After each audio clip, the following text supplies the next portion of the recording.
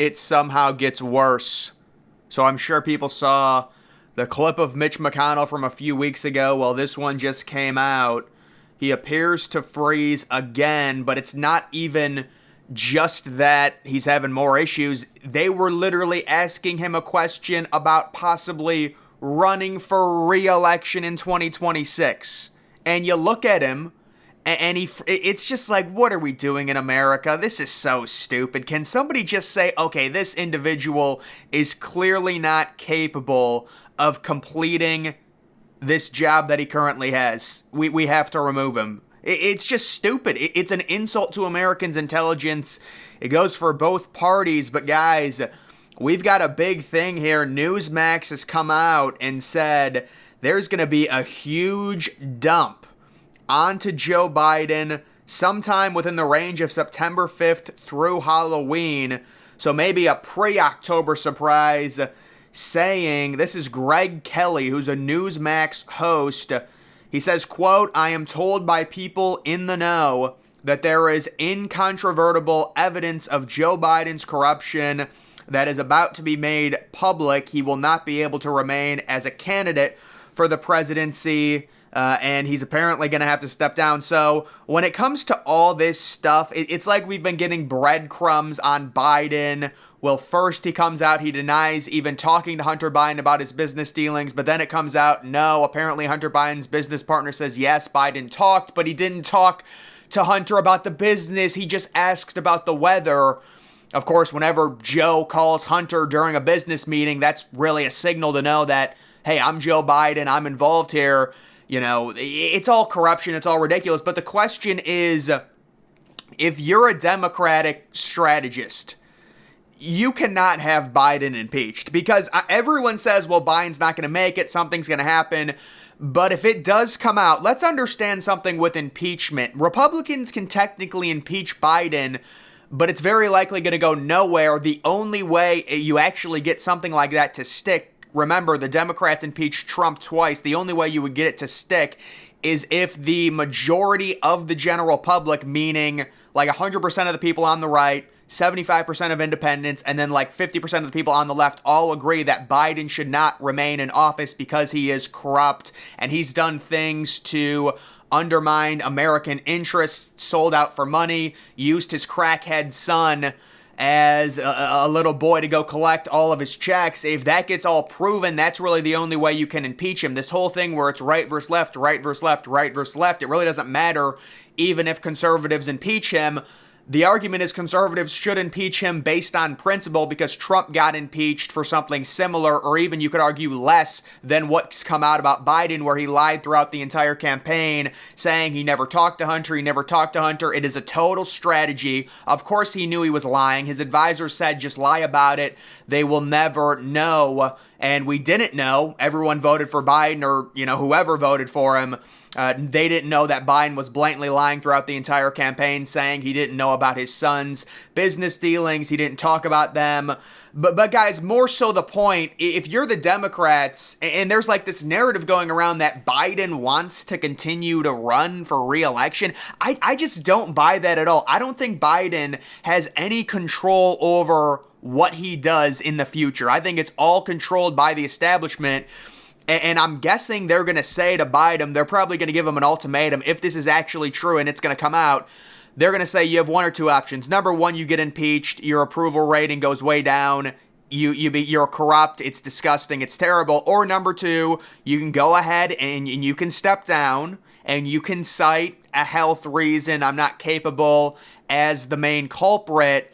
I think if you're the Democrats, that is the better strategy. The hurdle that the Democrats are going to have to face is, how do you insert someone other than Kamala Harris? Because, the idea was you get Kamala to be the vice president. She sits in the background, whatever. But it turns out she's very unpopular, even as a vice president, which is pretty remarkable. They don't want her, obviously, to run in 2024. They've done polls where it's Kamala versus Trump, and Trump is beating her in the popular vote, just general, by about 5 points, which means he would trounce her with the Electoral College. So they can't have Kamala I think the idea is you keep Kamala as the VP if Biden steps down, and then maybe you open it up. And of course, with the Democrats, when it comes to their primaries, the citizens, like a Democratic voter, someone that's a member of the Democratic Party, they have zero say over who the candidate will be. Okay, we saw this back in 2016 and 2020 with Bernie Sanders being completely screwed in 2016, and then 2020 where I think it was the first two states that Biden got like 4% total, and there was a massive, quagmire of people all getting around like 8 or 9%, and the Democratic strategist said, look, we cannot have someone outside win.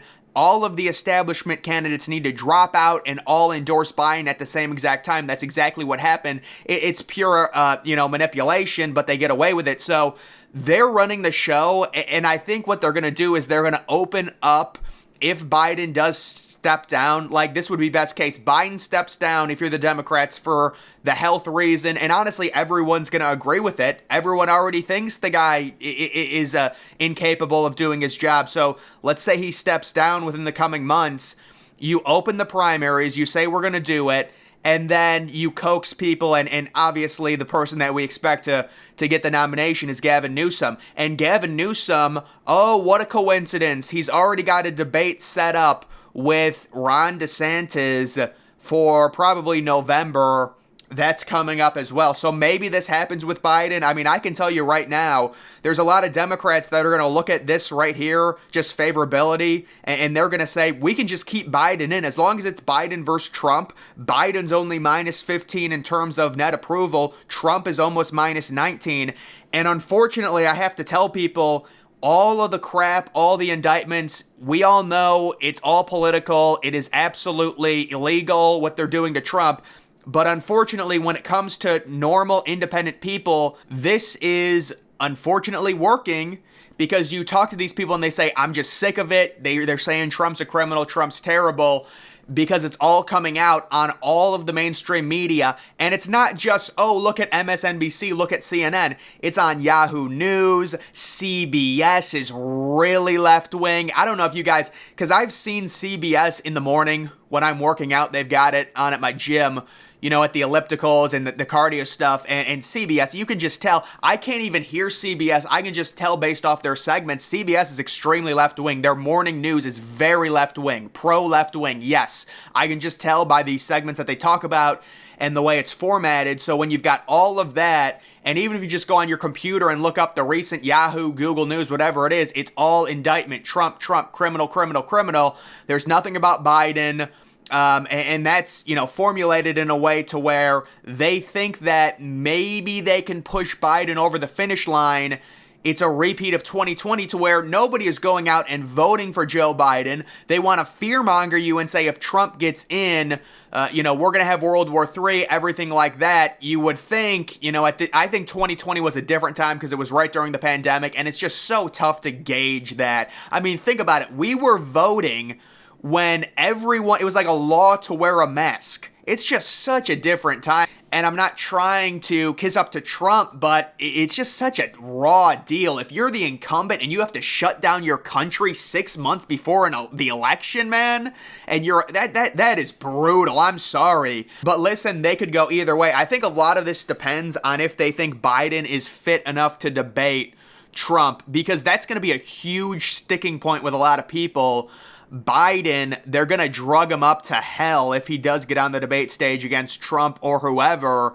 And then with Trump, they're giving him, how about the Super Tuesday thing? It's just Trump's new trial date is the day before Super Tuesday. Will it matter? Oh, but no, don't worry. They said it was just a coincidence. The biggest day of the year when it comes to the most delegates being handed out is March 5th, and you know what? Aw, shucks. They just by accident, they put the trial date for March 4th. It's a coincidence. No, they're not doing this, as election interference. No, guys, it's just so ridiculous. Obviously, they're doing it on purpose. It's such a sham. I don't know how do they expect the American people to take them seriously when they pull stunts like this You just have to laugh at him, honestly. And then we do have Francis Suarez dropping out, the first Republican to drop out,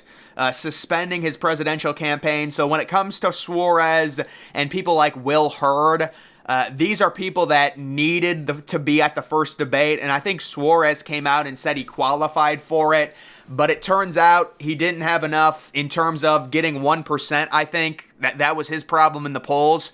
And I would expect Asa Hutchinson to be the next to drop out. His funding's going to dry up completely. You're going to see Doug Burgum drop out here soon. Will Hurd, Larry Elder, anyone who wasn't at the first debate, they're all going to be gone as well when it comes to that. And then we do have a polling update.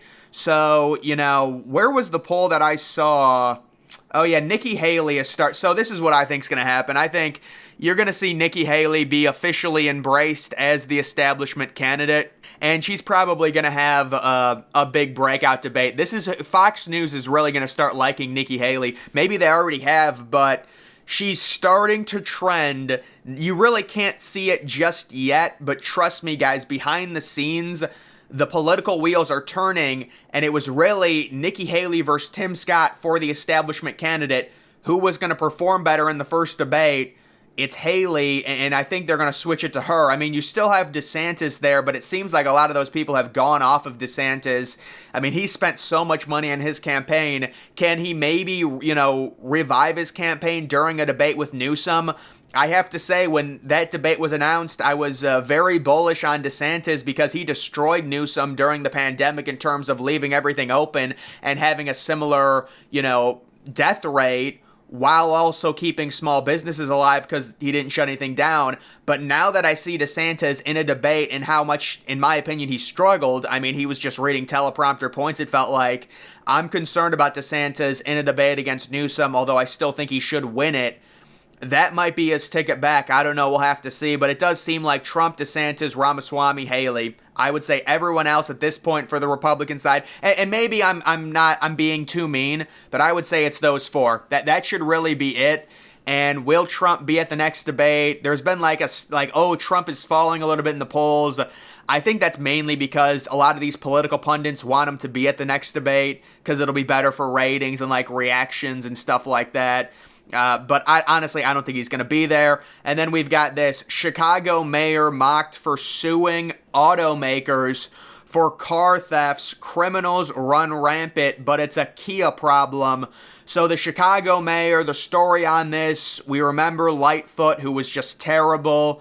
And listen, Chicago, we thought they did a good thing voting out Lightfoot. She loses as an incumbent. The only problem is they elected someone who's somehow softer on crime. It's like the analogy where you eat ice cream every meal of every day and you're getting fat, and then you say, I have to change something. Instead of eating 1 pint of ice cream every meal, I'm going to eat 2 pints of ice cream every meal. Maybe that'll make me more skinny. I mean, that's in essence what Chicago has done. They had a horrible crime problem. They had someone that was soft on crime in Lightfoot, and they said, let's get rid of her, but we're going to install someone who's even softer on crime. And the crime has gotten so out of control in Chicago, he's trying to blame Kia for not installing basic auto theft prevention technology, when really that doesn't even matter when it comes to your windows. If you have glass windows, they have a device, they can just crack it open just like that. So really, I don't know what he's talking about there. You see it in San Francisco. They've got that device that you put up to a car and it just immediately cracks the glass window. And if you're not going to punish these people, they're going to continue to do it. And it's just a never-ending spiral. But that is going to do it for this video, guys. Make sure you're following me on X. Link to that's always in the description.